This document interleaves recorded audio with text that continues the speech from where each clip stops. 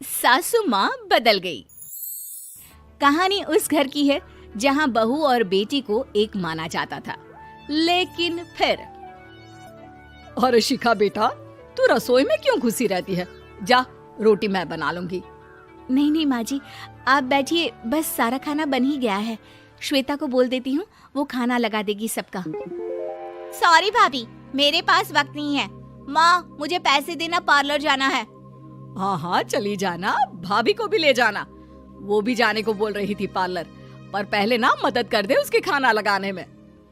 देख माँ, वो बहू है, उसे बहू रहने देना, इतना सर पर मत चढ़ा भाभी को। श्वेता, ज्यादा मत बोला कर। बहू और बेटी में कोई फर्क नहीं होता है। जा जाकर काम कर।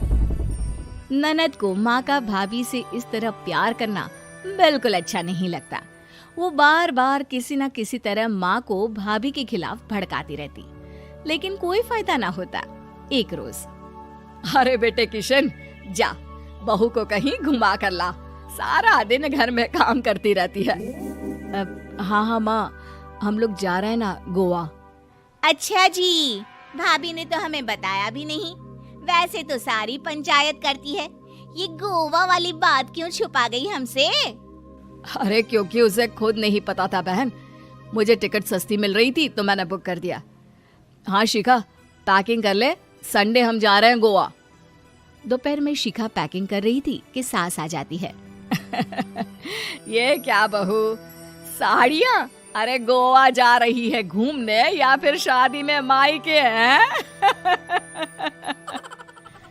माँ जी, ऐसा कुछ है ही नहीं, समझ में नहीं आ रहा क्या रखूं कपड़े में। अरे तेरी और श्वेता की साइज तो एक ही है, उसके कुछ मॉडर्न कपड़े ले ले, आकर लौटा देना। हाँ माँ जी, ये ठीक रहेगा। शिखा श्वेता के पास जाती है और उससे कपड़े मांगती है।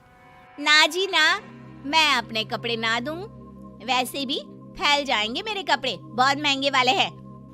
शिखा मुंह लटकाकर कमरे में आ जाती है तो सास कहती है, चल तैयार हो जा, तुझे मैं शॉपिंग करा कर लाती हूँ गोवा की।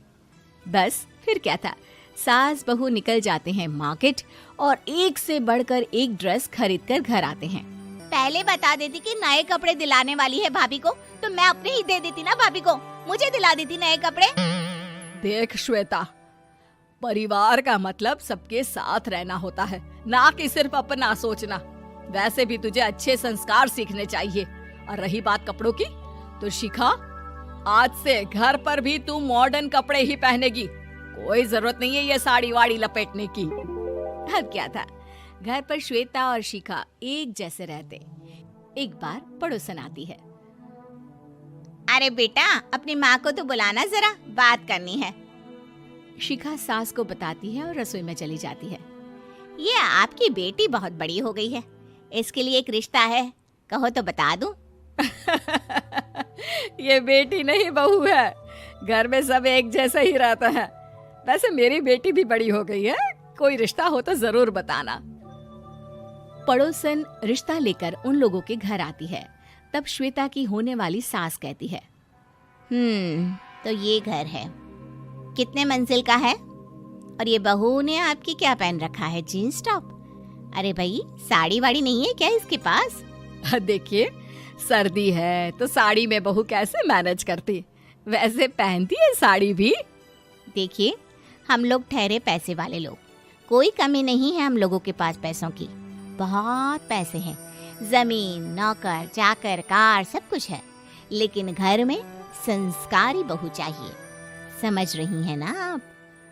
सास कुछ कहती कि श्वेता बोल पड़ती है, हाय रे, नौकर चाकर से लेकर जमीन, कार, पैसा, हाँ हाँ मुझे रिश्ता मंजूर है मुझे।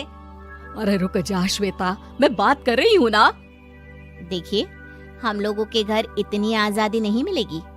अरे हाँ कर देना माँ, हाँ कर दे जल्दी से। सास क्या करती, बेटी की शादी ऐसे घर में कर देती है जहाँ ना उनके विचार मिलते हैं और ना ही आचार। शादी के बाद एक रोज फोन पर, श्वेता बेटा, एक बार घर आ जा, बहुत दिल करता है तुझे देखने का। माँ, वो घर पर बहुत काम होता है, कैसे आऊँ? बड़ा घर है, लेकिन आने जाने वालों की लाइन ही लगी रहती है। बेटा मैं तो जानती थी उस घर का हाल, लेकिन तू ही नहीं मान रही थी। माँ देख, हर घर का यही हाल है। तेरी बेटी को यहाँ घूंघट हटाने की परमिशन नहीं है और एक तरफ भाभी स्कर्ट पहनकर घूम रही है। बेटा मुझे क्या पता था कि मेरी बेटी को ससुराल के नाम पर पिंजरा मिल जाएगा। अच्छा माँ, फोन रखती हूँ, सास को गर्मा गर्म रोटी खिलानी है। तुम लोगों की तरह नहीं कि एक रोटी बनाओ, एक सब्जी बनाओ, फिर सारा दिन फ्री होकर घूमो। सास फोन तो रख देती है, लेकिन सोच में पड़ जाती है कि एक तरफ बेटी जिसे कोई आजादी नहीं, वहीं दूसरी तरफ बहू जिसे देखकर लगता ही नहीं कि उसकी शादी भी हुई है। अगले रोज। शिखा, अरे ओ शिखा। हाँ माँ, क्या हुआ? कुछ चाहिए आपको? मैं जिम जा रही थी। जिम के कपड़ों में बहू को देखकर सास को घूंघट में अपनी बेटी का ख्याल आता है। देख बहू, घर में बहू की तरह रहा कर। इतने टाइट कपड़े पहनकर जिम जाना पसंद नहीं मुझे। जा जाकर रोटी बना। रोटी? माँ अभी तो शाम के 6 बजे हैं, इस वक्त रोटी? अब क्या मेरे खाने पीने पर भी पहरा है? अरे जब मर्जी तब मैं अपने घर में खा भी नहीं सकती क्या? बहू को अजीब लगता है। वो समझ नहीं पाती कि जो सास कल तक इतनी सपोर्टिव थी, उन्हें अचानक से क्या हो गया। वो किचन में जाती है, गरम रोटी के साथ 2 तरह की सब्जी, रायता, सलाद सब लेकर सास के पास आती है। माँ जी, खाना। इतना सारा खाना? राक्षस समझा है क्या मुझे? रोटी मांगी थी मैंने गर्मा गर्म बस। पर माँ जी, रोटी खाती किससे आप? सब्जी तो बनानी थी ना। अरे भूख मर गई मेरी तेरी बहस से। जा जाकर काम कर, अंदर पूरी रसोई साफ कर। बहू अंदर चली जाती है। थोड़ी देर में श्वेता घर आती है। अरे शिखा जल्दी से चाय ला, पकवान बना, मेरी बेटी आई है।